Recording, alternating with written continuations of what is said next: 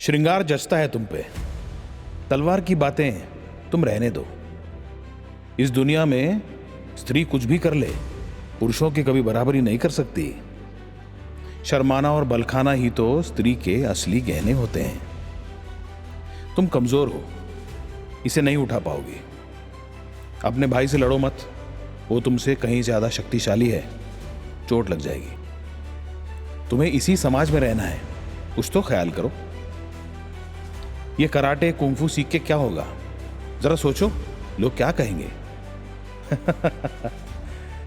कहते हैं एक झूठ 100 बार बोला जाए तो वो सच बन जाता है। गलत कहते होंगे शायद। ये सुनने में जितना आसान है उतना होगा नहीं, है ना?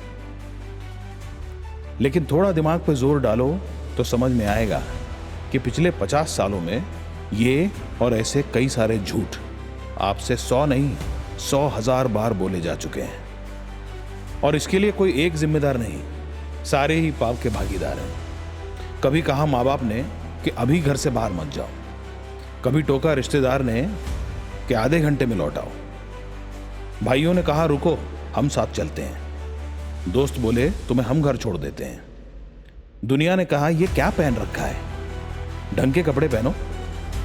समाज बोला कितनी बार समझाया है, लड़की हो लड़की की तरह बनो। रोती गिड़गिड़ाती, भगवान के लिए मुझे छोड़ दो कि तुम गुहार लगाती। आंखों में हवस, हाथों में तुम्हारा पल्लू और मुंह से उसके लाल टपकती। फिल्मों का विलन हमेशा लड़की को उठा ले गया है और अपनी बेसहारा हीरोइन को बचाने फिर हीरो आया है। कभी रंजीत तो कभी शक्ति, कभी प्राण तो कभी कोई प्रेम। हर किसी ने बस तुम्हारी आबरू को बाजारू बनाया है। जो पर्दे पर दिखाया जाता है वो झूठा होगा, लेकिन समाज को प्रभावित करता है। राह चलता 1.5 पसली वाला मर्द भी शराब पीकर खुद को विलन समझने लगता है। रचनात्मक स्वतंत्रता की आड़ में कथानक में अश्लीलता का आगमन होता है। कहानियों को रसीला बनाने के लिए अस्तित्व तुम्हारा दांव पर लगता है। किसने दिया हक हम मर्दों को तुम्हें कमजोर समझने का, तुम्हें अबला नारी बताकर अपनी मर्दानगी की डींगे हाँकने का? मैं पूछता हूं, क्या तुम अपने लिए यही पहचान चाहती थी, या बनाई गई हो कुछ और ही जब कुछ और बनना चाहती थी? जिनकी कलाइयों पर आप राखी बांधती हैं वो भाई अगर लिपस्टिक की तरह पोर्टेबल होते तो आपकी पर्स में आ जाते और फिर हर वक्त आपकी सुरक्षा में तत्पर होते। लेकिन भगवान का शुक्र है, वरना आप सबको बेबस, असहाय और लाचार समझने का हमें एक और मौका न मिल जाता।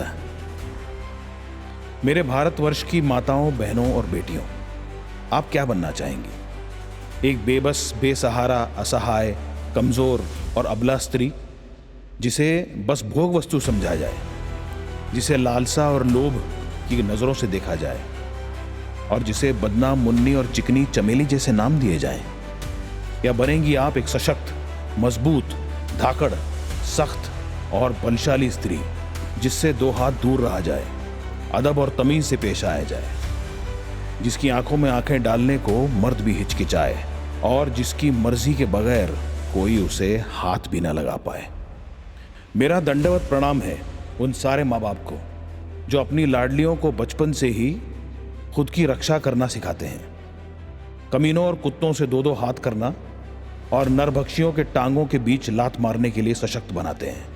वो अपनी लाडली परी से ये नहीं कहते कि बेटा जमाना खराब है, अंधेरा होने से पहले घर आ जाना। वो कहते हैं कि बच्चे, इंसान की शक्ल में कोई भेड़िया अगर तुम पे हाथ डालने की जुर्रत करे तो घबरा कर पिता या विधाता को याद मत करना, उसकी आंखों में आंखें डालकर उसकी आंखें फोड़ देना, अपने नाखूनों से उसका चेहरा फाड़ देना और उसकी नपुंसक मर्दानगी पर पूरी ताकत से प्रहार करना। और जब वो वैशी दरिंदा जमीन पर पड़ा, दर्द से करहा रहा हो और तुमसे दया की भीख मांग रहा हो, तब शान से हमें फोन करना और कहना, माँ पापा, आज मेरे अंदर साक्षात माँ भवानी आई थी, आप यहां होते तो देखते कि मैंने इस हरामजादे का क्या हाल बनाया है। 9 to 5 की नौकरी से कुछ नहीं होगा, कितना ही कमा लोगी। इतनी पढ़ाई करके क्या करना है? ये वाला हाथ से निकल गया तो फिर ढंग का लड़का नहीं मिलेगा। अगर काम करना ही है तो सिर्फ 4 घंटे मिलेंगे। घर का चूल्हा कौन संभालेगा?